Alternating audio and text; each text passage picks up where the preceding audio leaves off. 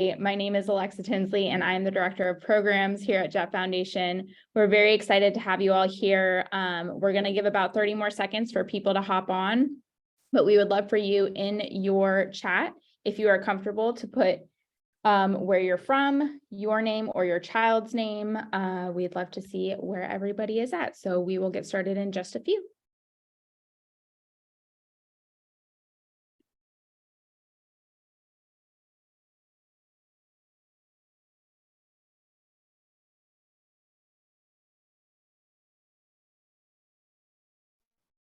All right, it looks like everybody should be here. So thank you all again for being here today. We're very excited about our webinar today on supporting siblings of individuals with DMD with Dr. Natalie Truba. So thank you so much for being here, Dr. Truba. We couldn't do it without you.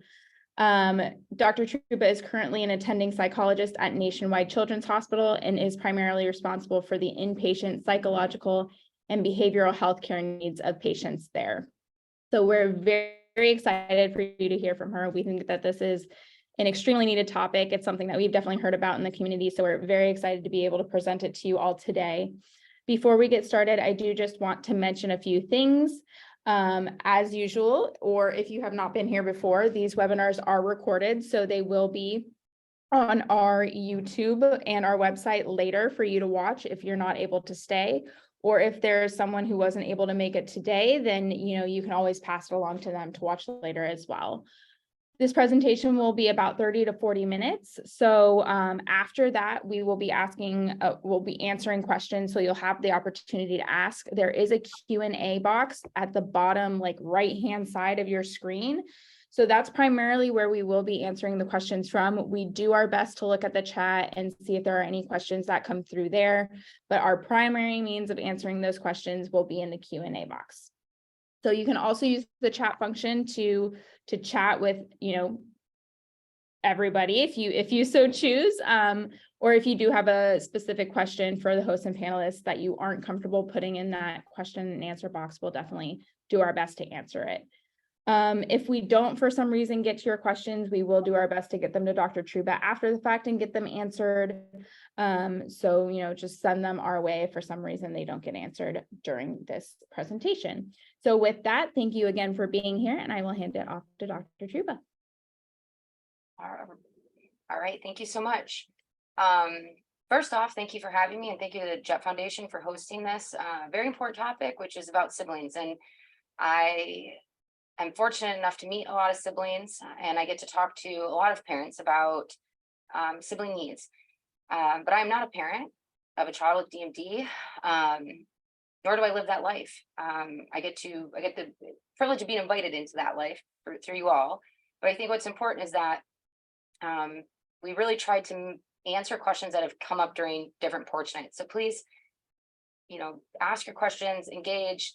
We just want to be helpful. And so without further ado, I'm going to jump right in. I talk kind of quick, and I'm trying to get through a lot of material because I could talk about how to support siblings for a very long time, apparently. When I was putting this talk together, I realized. So here we go.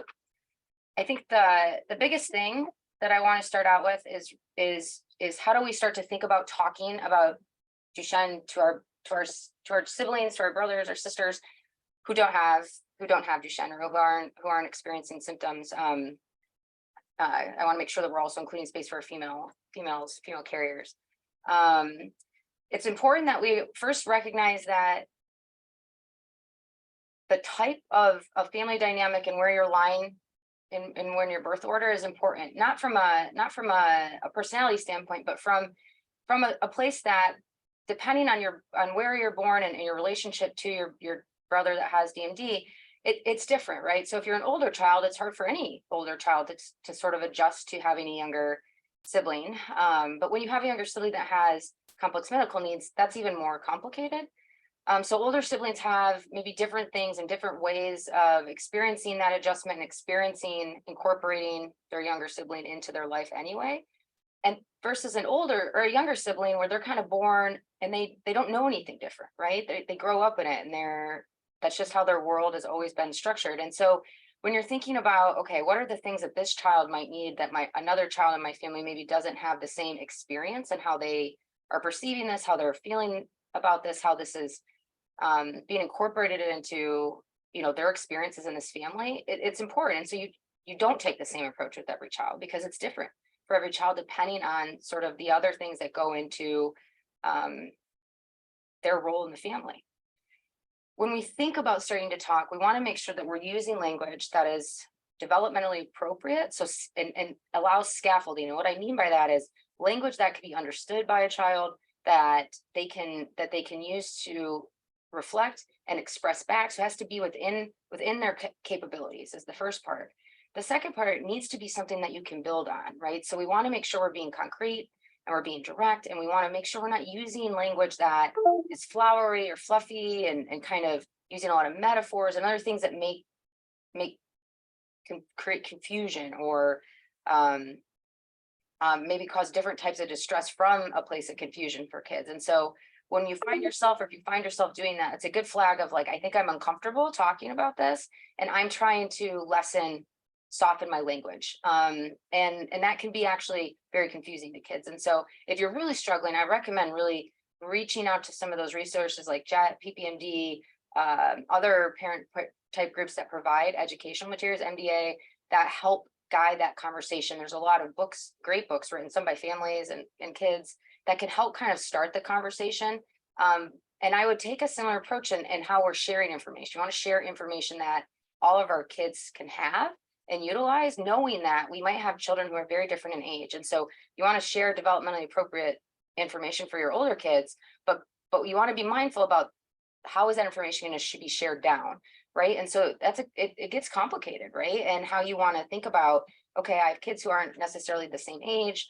I have maybe a 12-year-old and a 5-year-old, and my 12-year-old might know a lot more, and they might know a lot more, have a lot more complexity to this. And I want to be mindful that they're not finding themselves in a place where they're sharing information with their sibling that maybe isn't done in a way that helps with adaptive coping. And so, that is a big question and a challenging question. And if and when needed, I really encourage you to rely heavily on your clinic social workers and your genetic counselors and your neuromuscular care providers to help get some guidance and some coaching around when to start those conversations, or how to best make sense of that from a family standpoint, because they know you really well, right? They know your values, and they might say like, oh, I've met that kiddo, and I think that you might want to wait a little bit because that might be hard for him. Or, they might say like that. I think that kiddo is really, really ready to kind of hear some of these things, and they've been in this room and they're hearing our conversations. And so use the people you have.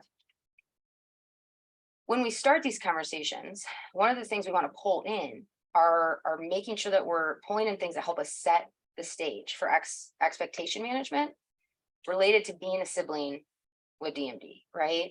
These are things like care demands. So how do we start to talk about and bring in sort of those things that really do impact family dynamics, right? Because kids with DMD do require a lot of attention. They require a lot of care. And those care demands for a kid with DMD versus somebody that doesn't look very, very, very different.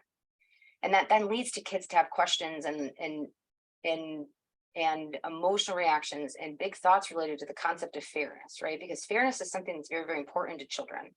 And it's developmentally appropriate for them to find that important, right? And I'm definitely not a young adult, but I'm like a mid-adult. And I still sometimes struggle with fairness because it's hard, right? Because we want everybody to be treated equally. We want everything to be fair. And that's just not the reality of life. And that can be really hard to sit with. And it's even harder to sit with when you're a child. And so you want to start to talk about fairness, and you want to bring that into the conversation very early. And starting with questions about what is fairness? What does fairness look like, right? Well, at the simplest definition, fairness is everybody being treated the same, right? And nobody gets kind of special treatment, or if one person gets something and everybody gets something, right? Because we want everything to be fair. So everybody gets equal share. And off the bat, like that's just not the language that makes sense for this community, because it's not fair to have DMD. That right there is just not fair. And so it can be hard to incorporate this in, but I feel strongly that when you're scaffolding these conversations with siblings and children with DMD, that being able to talk about this in a way, not just from a muscle weakness, but what does that mean and what comes along with that, and what are you going to feel and notice as a sibling that this is going to impact you. I like visuals. And so one of the ways, this is a really, really popular visual, very common visual, and it can help children kind of understand what equality or fairness is versus what equity is. And so for younger kiddos, sometimes you can pull out a visual like this or think of your own visual that just helps them understand that we're not that, yes, it is hard to accept concepts of fairness, but it's really important that we recognize and we're meeting people's needs. And your brother with DMD has different needs than you have. And so we have to apply more boxes sometimes, right? So that we can meet his needs, and and that is how we create equity and not necessarily fairness, because remember, he needs more boxes to be able to do the things you do. And helping kids just have a visual that they can wrap their minds around can help them understand. For your older kiddos, this is another more intensive, or not intensive, but more expanded upon visual that also starts to talk about those things that our older kids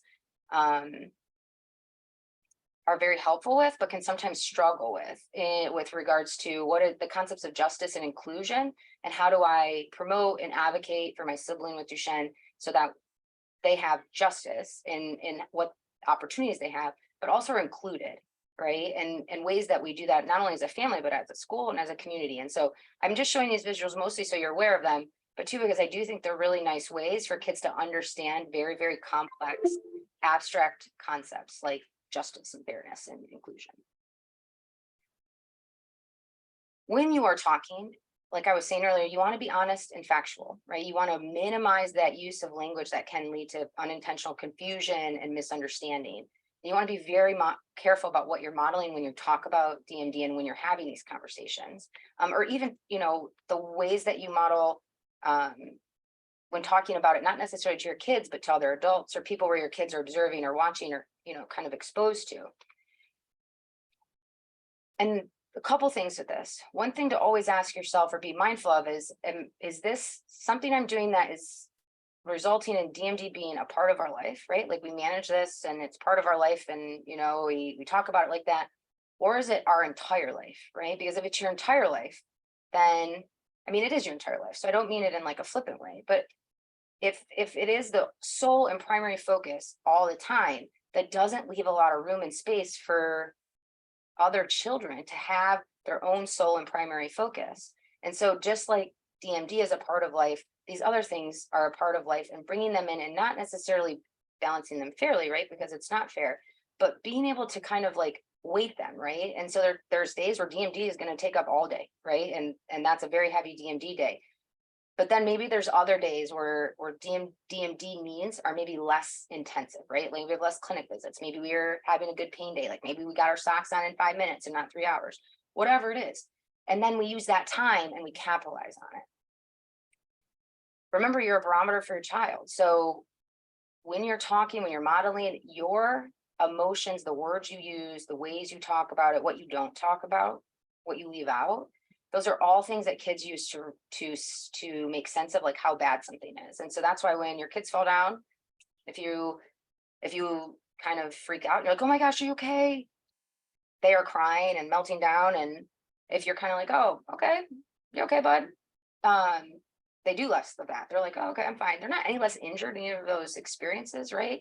It's just really like they're looking at you to be like, I don't know how I feel. Like that startled me and I feel scared, but you think I'm fine, so I must be fine, right? And so you want to talk about it in a way that you feel comfortable, that your children can be exposed to it in a way that they're not going to internalize that as bad.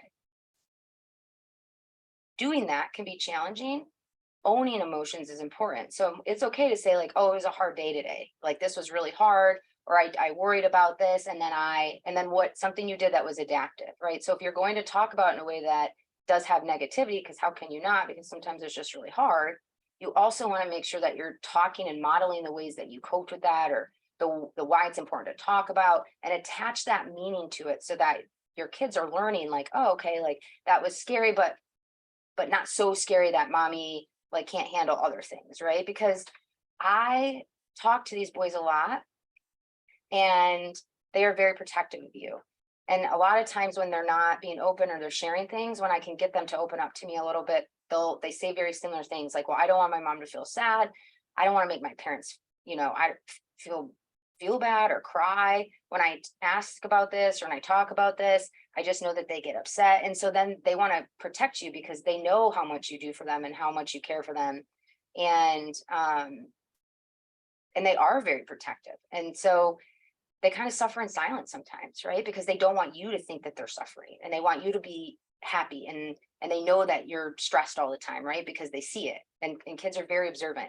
And that's what I mean by that modeling and that barometer, and inviting that in, right? Because if it's not invited in, then kids are going to do things like keep things from you, because logically they're like, well, nobody really asked me about it. We don't really engage in that. And then I know that my mom does talk about it on the phone to grandma. She's usually crying and upset. So maybe I don't bring that up, right? So that's how kids' logic works. And siblings have really unique experiences, right? And so talking with them and getting them to open up and share that, well, it can be so helpful, because it lets you validate and recognize, like, yes, like your life is impacted positively and negatively. We need to talk about it. We need to bring them in space, and it needs to be a regular part of our conversation, just like brushing your teeth and doing your homework is, right? And acknowledging those real experiences as they happen in real life, right? Like, it's okay to say, yeah, I know this isn't going to feel fair today because we have a really heavy DMD day, and so like this is not going to be your favorite. And then what's our plan for that, right? Like, we need to make up for that in some way.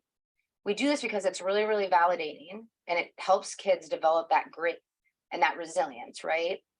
Because what you're able to do is you're able to help talk through, provide internal language that helps them structure, make sense of, process what their experience is, and know ways to cope, but also to like share that, right? Because sometimes you don't need everything fixed. You just want to like feel supported, and there isn't a fix, right? You can't get rid of the DMD. If you could, we would have already done that, and we're working on it. But we can certainly validate and recognize, like, yes, like this is really anxiety provoking, or this is really frustrating, right? And like, and let, now I'll go to my next slide, sorry. So we want to make sure that we're being very mindful, like I was saying, of modeling our language, inviting children in to have that conversation. So then we can actually really start to disassemble maybe some of our patterns that are less helpful. So one of the questions I get asked all the time is, how do you balance attention for all your children when Duchenne takes up so much of your life? And this is really a loaded question, right? It's not easy. But how do you do it? Well, you do it intentionally and proactively. And we do that because if we are waiting for there to be time, if we're reactive, right? So when we have time, or if the stars align, or if XYZ and we have a few minutes, and maybe then that's the time I'll kind of hang out with my other kid, or we can do this other thing. It's really less late. It's really not likely that that's going to pan out very regularly. One, because your other child might be engaged in some other things, that time might not come. All of a sudden it's been months. And so you want to do it very proactively and intentionally. The first step to this is accepting that balancing time amongst your children does not mean it does not equal like an equal amount of time. Okay. It's not going to. And striving for that is going to leave you feeling like a very bad parent. And so it's important to accept that your boys with DMD will get more attention. It's not all attention is not created equal. Okay. Attention for care demands is not the type of attention that all the children are vying for, right? They want all the types of attention. And so it's important for you as parents to be kind to yourselves and say, you know, I am doing the literal best I can, and I have to do these things for this child. I'm glad I don't have to do these things for this child. And I need to find a way to talk about that with my kids so that they can accept and understand that this is not about favorability, or I like one kid more than other, but really about justice and making sure that our needs are met and we have what we need to be as successful. And just, you know, like, this sibling doesn't need these things to be successful, and this sibling does, right? And so helping your kids just really start to understand that concept can be important. And it's really important when you're doing this to really have protected time for your other children and to prioritize that.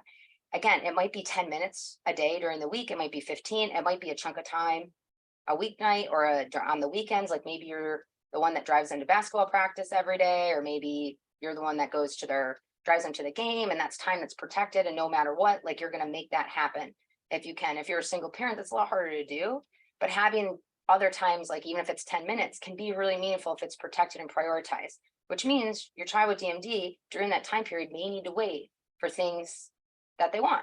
right? So we don't do that during a period where we have a high care demand, right? Because we need to take care of our children. But during those more down periods, and structuring it and scheduling it and having it be something your child looks forward to and that you consistently do, so that you're showing them this is prioritized, right? The more random that is, that can be fun, but having something regular, it's just your thing with them, can be super meaningful, and it allows you to have a little bit more kindness and space to yourself for all the times that you do have to provide more attention to your other kids. Where this can go wrong, right, is if you are routinely canceling that time, that sends the message that this is not prioritized and it's not important. And so it needs to be something that you can protect and prioritize and send that message that this is protected time, and I am like, you are my like sole focus during this time. The other question I get a lot is, what do you do when a sibling says, if they don't have to do this, why do I? Right? Fair question, right? I'm always like, that's a good question, bud. Like, why do you think? Right? And we can help go through that. But this is like a really good opportunity to start helping your children accept that life isn't fair. And it won't be, no matter what, no matter how much you hate it, no matter how much you lament, life is not fair, right? If it was, you wouldn't have a sibling with Duchenne, because Duchenne is not fair. And so helping them understand, that life is not fair is really important. You can do this through use of everyday experiences, right? They're not equal. It's not the same as having DMD, right? But you go to work, your child doesn't. Some kids need supports for reading or for some wear glasses, some have braces, some don't. Some kids are just super naturally gifted athletic athletes, and some aren't, right? So there's ways to tie things in to help kids understand that things happen like this, that they see every day, right? But it's something that is much easier to accept because it's not happening to them directly, but it can be a good proxy to help them understand the concept. And so when you're doing this, you want to be asking yourself questions like, what kind of expectations do I have for my child with DMD, right? Do I have expectations? Do they have their own chores or work demands at home? Why? Why not? Right? Chores, demands on time other than, just having fun is really important, as it teaches kids responsibility, but it also teaches and incorporates a sense of community. Like, everyone's kind of pulling their weight. That weight can look different, but it's important to have chores. And so I meet a lot of kids and families kids with DMD don't have chores, and their parents are like, well, I can't really do anything, so we don't make them do chores. Well, then that automatically sets a stage that's really poor for siblings, right? Because siblings are gonna be like, they don't have to do chores. Like, they know they're in a wheelchair. They know it's hard for them to move. They don't care. They're siblings, right? They're like, I don't care. They should still have to do something, right? Because that's, in their mind, fairness. And they're not wrong, right? It isn't unreasonable for them to see that, because it models, I can do things. I need to figure out how I can be helpful. I need to make myself helpful. And so even if it's something like, you put something on their lap and they can drive their wheelchair somewhere and drop it off at somebody else, like maybe that's their job during meal cleanup or something like that. Does that take other people to be helpful? Yes, but they're involved and they have expectations and they're expected to help, right? So be creative with, how do you see their chore and work demands? Are there any little things that they can do, so that also modeling and showing your other children, yeah, like, you all have stuff you got to do, right? Like, it's not just you all, like, they have stuff they have to do.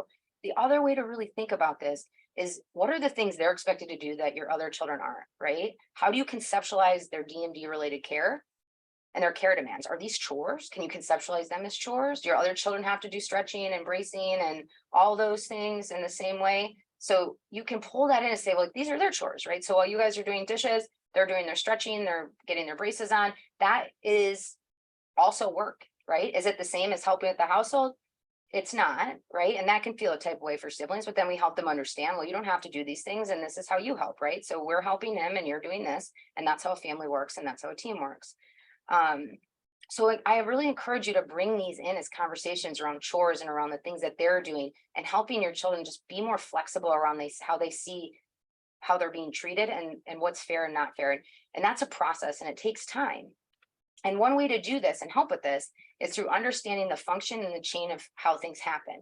And we do this through the ABC model. And I've talked about this before, so I'm gonna go quick through this, but that's that activating event, the A, the B, so the behavior, the belief, and the consequences, what happens as a result of this. So in DMD, one of the things I see a lot, or that I get asked to help with a lot, something like this, right? So kids are playing together, the brother with DMD kind of will push the hands off or something, and then the sibling pushes brother back. So they're like, what the heck, right? And then the brother falls, right? Because they're not as strong.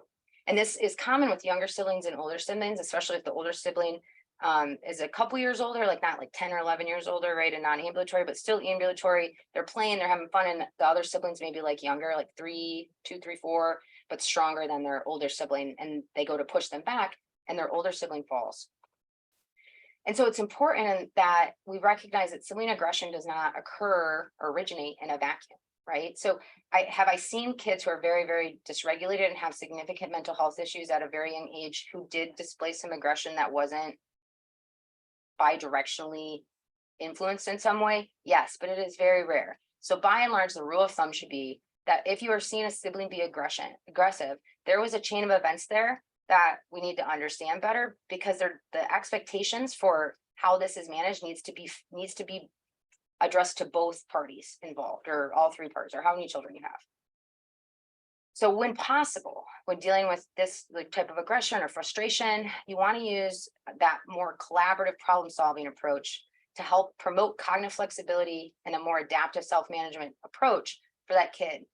This is a reactive process, right? So something happens and then you're kind of working through it after the fact, right? So it takes some time because you're involving them, you're kind of talking through it, and then you're trying things and you're refining. Did that work? Did that not? What else could we do? Make it better. So in that previous example with the boys that pushed, some of the emotions to explore would be things like, how did you feel when he pushed your hands? Like, were you frustrated? Were you angry? Were you annoyed? Did you get worried that he was going to like mess up the toy? Like really trying to help them understand like what it was that they were experiencing. For very young kids, this is hard, but it's a good place to start. Even if it's like, did you feel like really angry in your body or really like tight in your body? Even if you have to use more of those sensory words. And the questions and the ways that you want to approach scaffolding that are things like, what did you try to do to address this before you pushed him back? Or what did you try to do before you pushed your brother's hands away for your kid with DMD? What is something you could have done different in the future? What do you think would have helped? And you do that with both kids, and you're really helping them develop the cognitive flexibility needed to do this for themselves in real time, so that they can more adaptively avoid those things like that are more impulsive reactions that lead to those consequences, right? Like getting pushed down or a timeout.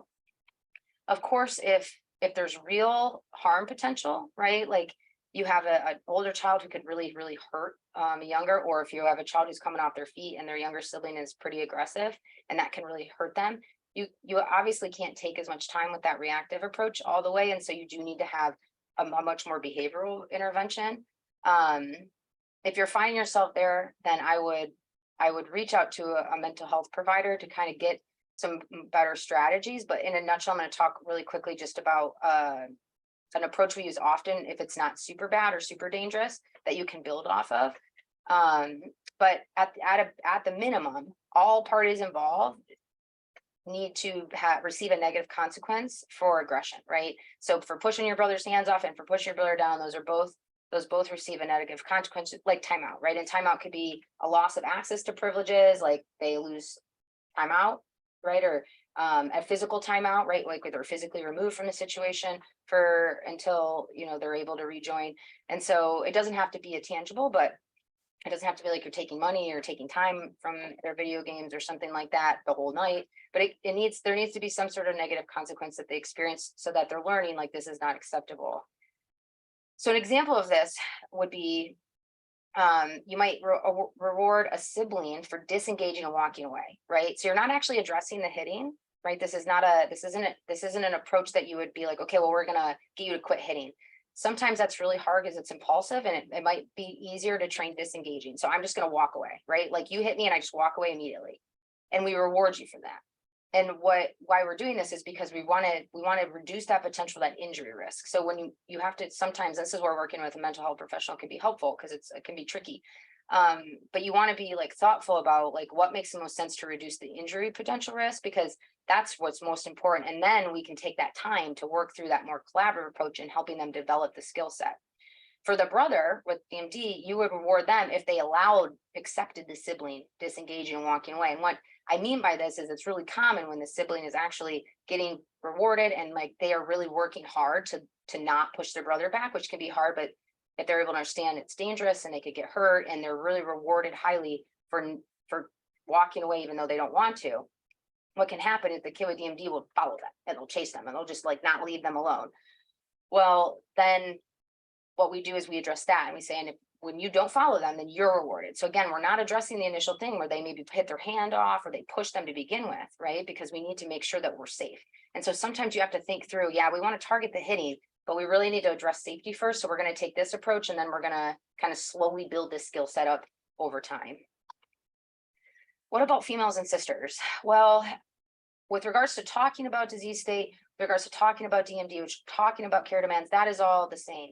Where the uniqueness for females and sisters comes in is if they're really wanting to know their carrier status, and if they are a carrier, kind of as a parent, like when do you bring that in? When do you talk with them about that? And that's I get this question a lot, and that's a really hard question to answer because there isn't, I can't tell you what to do. I mean, I could tell you what to do, but it's not up to me. Because it's an individual and it's a family choice. And it needs to be guided by your values as a family. It needs to be guided by your goals. And it needs to be really thoughtful on when things are introduced and how they're introduced. So do they have a right to know? Yes. Do they need to know? Yes. When that occurs and how that occurs, though, is really dependent on a lot of factors. And so at what my best recommendation is for talking with females is to really utilize your genetic counselors and your social workers and your psychologists in clinic to help guide and structure those potential conversations. Because the people in your clinics, you know, as they meet your kids, like they kind of get to know and they get to know you as a family, and they can provide real guidance around like, oh, well, you've kind of mentioned that she has struggled with this or this, like I'm worried that maybe she might feel really anxious, or like, how do you think that would be your respond? Do you think we need to attach the mental health services with this to help her cope or process through this? What's the function of talking about? Is it just to know, or is there a time that we can know that makes more sense from like getting ready to transition to adulthood and think about family planning and those types of things? And then really the how-to piece is just like I was saying earlier, it's very similar to how we talk about this with GMD in general, right? We do it the voice. So developmentally appropriate, able to be scaffolded, meets them kind of where they're at, doesn't share more than they can have the capacity to really sit and cope with and think about from an abstract level. And so, you know, just because we want to know all the things doesn't mean we're ready to cope with all the things. And so as a parent, you know your kids best. And so relying on your neuromuscular provider teams to help, you know, bring their expertise into where your expertise is, as you know your kid, is the best way to do that. So I don't have a uniformed recommendation for that because it really does, it is very family kind of specific. And just a few more things and then we'll get to questions, which I'm very excited about. The literature is very supportive of this. So this is not just a me thing, but in my experience as well, siblings of kids with chronic illnesses and developmental delays are just some of the coolest, most amazing humans you'll ever meet.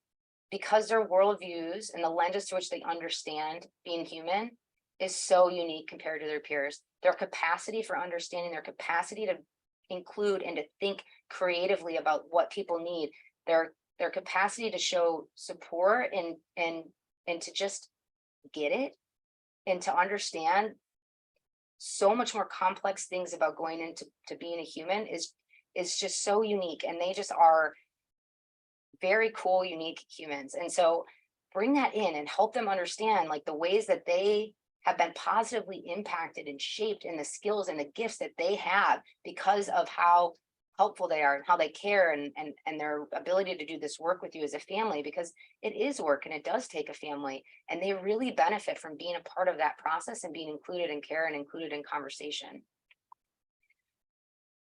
As they age, though, the things I hear from siblings the most are related to next steps. And it can be very terrifying for them and very overwhelming to think about what's going to happen to their sibling who they love the bejesus out of when you all are no longer able to take care of them at the same level. And that is stressful for them in a lot of ways. One, because they grew up with this and they know what's involved, right?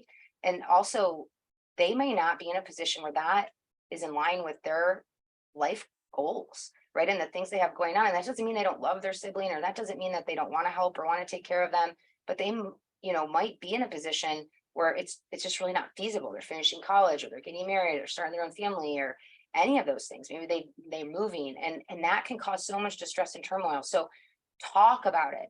Have a plan, even if that plan isn't siblings, or even if it is, but have a plan. Take that burden on as a family and as caregivers, and help alleviate that and shift that into action and planning, right? Because if we don't talk about it, don't plan, that can create a lot of distress. And even if you are talking about it amongst yourselves, bring your children in as they age, right? And help them think that through, even if it's not from they're going to be taken care of, but they will be there to help even long after you're not. And so it's important that they even know how to kind of approach the process, and the things to be thinking about, and how to best do that as a sibling who wants to make sure their brother is also getting the best possible care, regardless of who's caring for them, if it's not them. Okay. Thank you.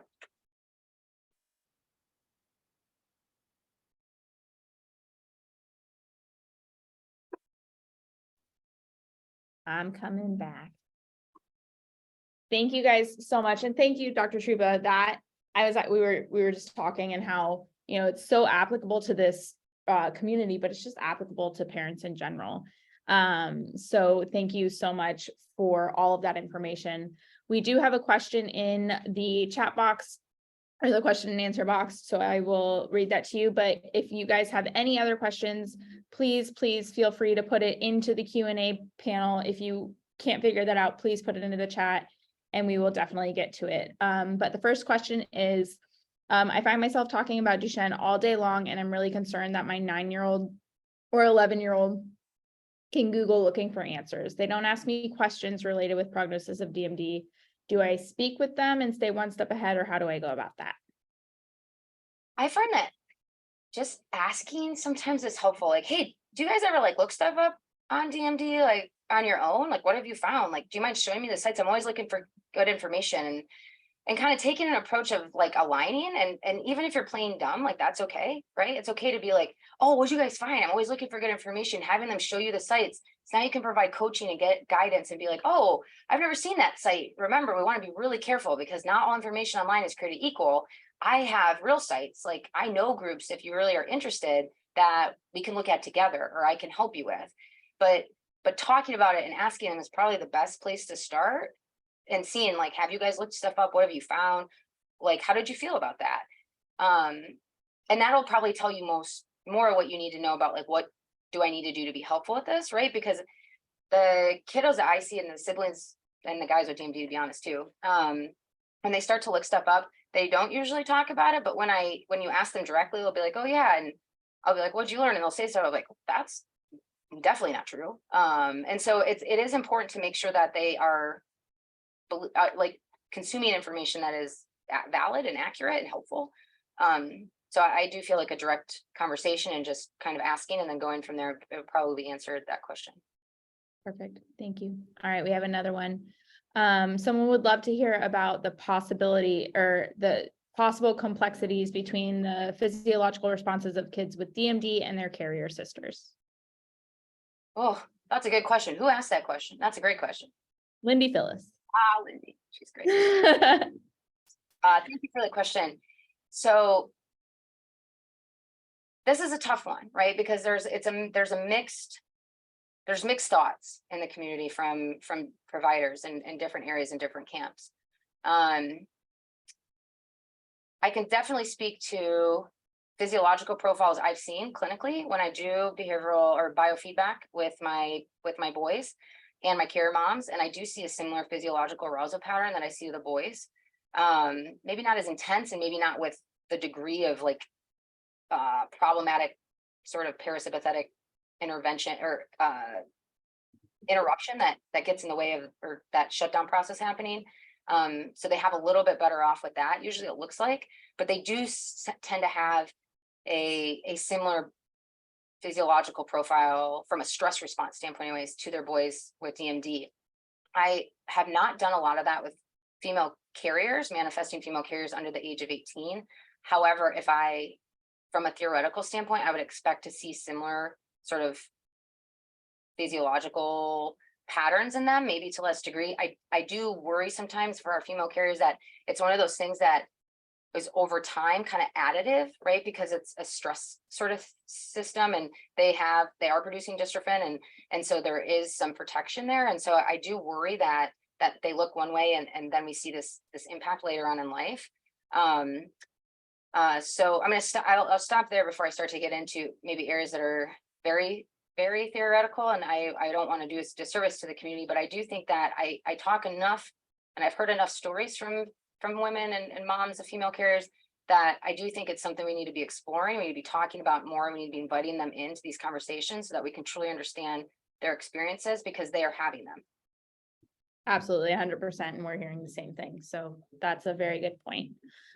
What are some tips you would have for moms that are carriers or females with dystrophinopathy when interacting with their kids with DMD and their sisters who are also carriers during stressful conversations? Absolutely. Use yourself as an internal, like your state as an internal barometer for this is really important, and recognizing too that you're all going to be feeding off each other. And so you might need to have a lot of breaks. You might need to have like your dogs there, or however we like to cope, right? If maybe dad's there and we're doing like some holding, hugging, and then we have our dog and we're like playing on our dog. A lot of the kiddos who are more physiologically dysregulated like those two things to kind of help soothe, because they can map physiologically sort of and train a little bit easier to their parents, and they calm. I think being very honest with yourself around like your capacity to be able to do that in a way that's adaptive is really important. And that might mean like needing to get your own therapy to help develop skills. Like, how do I shut my body down? Like, how do I train myself to be more aware of and better managing my physiological reactivity so that I can kind of be more helpful to my children? There are adult providers that help with biofeedback that can really help train that. And it's not even necessarily something that it will fix all the things, but if your awareness is better and you really are practicing, you can actually shut your body down a lot faster. And so I do think there is benefit to that, particularly when you are in a place that you're anticipating in the next couple of years having some harder conversations. And if you're somebody that struggles with that, that would be a good kind of proactive thing to do, because it gives you enough time to kind of work on that in a way that doesn't feel as bad, or that lets you kind of incorporate that into a behavioral repertoire that's a little bit more habitual, versus you trying to perform at a really high level, trying to use skills that are relatively new during very, very emotionally activating and challenging conversations. Perfect. Thank you. And then we have another question from an older individual. I have a question about my parents starting to struggle with my care. We have absolutely no plan, or we have never discussed with my siblings about what happens to me when my parents are unable to care for me. How do we find a way to have that conversation now that I find myself in that situation? So now that we're here. Oh, that is such a good question. I have so many follow-up questions, but so I guess my first thought is, what is the current structure, and like how does your interactions work? Are all your siblings in the same city? Do you guys live super spread out? What is the age gap? What other care demands your siblings have? From a physicality standpoint, how are your parents from their own long-term planning standpoints? So I have a lot of questions about that, but like I'll try to do it without knowing more about the situation.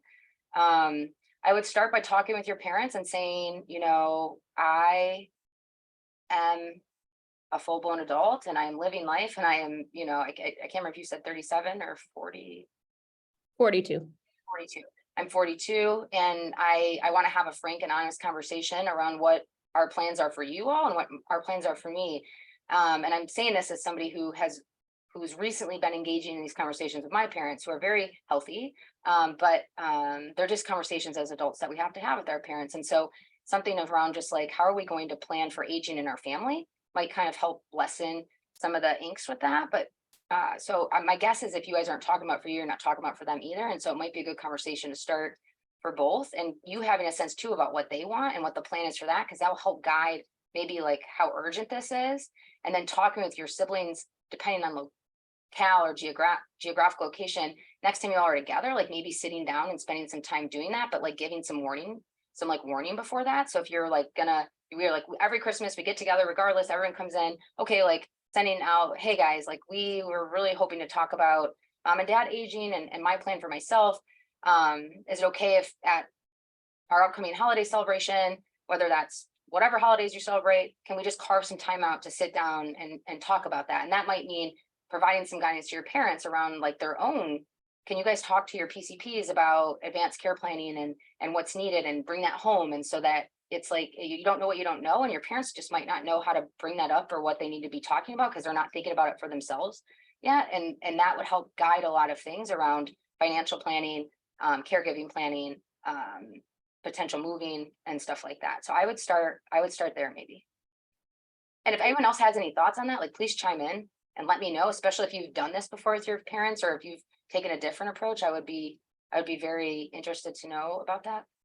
I think that's a great general, right? Like not knowing any more information, that's a really great general observation and general feedback. So we don't have any other questions at this time, but thank you so much again. Someone said, you know, unfortunately there are many parents who aren't planners or talkers. So, you know, I would definitely try to figure out how to navigate that probably within the family dynamic, right? Yeah. And there are a lot of parents who aren't, and there are a lot of guys who aren't, right? But the only way these things will get done or get handled is if we talk about them. And so if you are an individual living with Duchenne and you're aging and your parents don't talk about these things, like bring it up, talk about it, ask like, hey, have you guys thought, or like, what should I be thinking? Or do I need to be planning? Or there are, you know, living situations and independent living situations and all sorts of options that are available. And it might be like, what skills do I need, right? Like if you've never interviewed your own caregivers and you're, you know, later in life, and that's a really important skill to develop. Like, let's start doing that. Let's start practicing so that you're comfortable doing that and being a part of that process. But I wish that onus wasn't on you, but as an adult, like it is kind of your responsibility to plan for your future. And if your parents aren't doing it, then you have to say, hey, I'm 42, or hey, I'm 30, or hey, whatever, I'm 27. We need to talk about this because it's my life and I need to know what you guys are thinking. And if not, then I need to be planning and thinking about what I'm going to do, right? Because if you don't talk about it, you don't think about it, you don't have a plan, it's much more horrific than it needs to be. Yeah, someone said open and honest communication is key. Completely agree. Yes.